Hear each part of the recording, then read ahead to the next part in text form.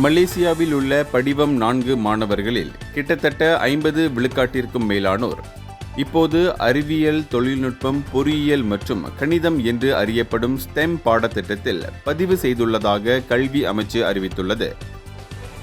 இது எதிர்காலத்தை நோக்கிய துறைகளில் மாணவர்களின் ஆர்வம் புதுப்பிக்கப்பட்டிருப்பதை குறிக்கிறது. கல்வி அமைச்சர் ஃபட்லினா சீடேக் இந்த சாதகமான போக்கு புதுமை மற்றும் விமர்சன சிந்தனையில் மாணவர்களின் ஆர்வத்தை தூண்டும் நோக்குடன் மேற்கொள்ளப்பட்ட வெற்றிகரமான அடைவு நிலை மற்றும் சீர்திருத்தங்களை பிரதிபலிக்கிறது என்று குறிப்பிட்டார். இதனிடையே அமைச்சு ஸ்டெம் உள்கட்டமைப்பை வலுப்படுத்தவும், ஆசிரியர் பயிற்சி அளிக்கவும், நேரடி கற்றல் வாய்ப்புகளை அதிகரிக்கவும் திட்டமிட்டுள்ளது.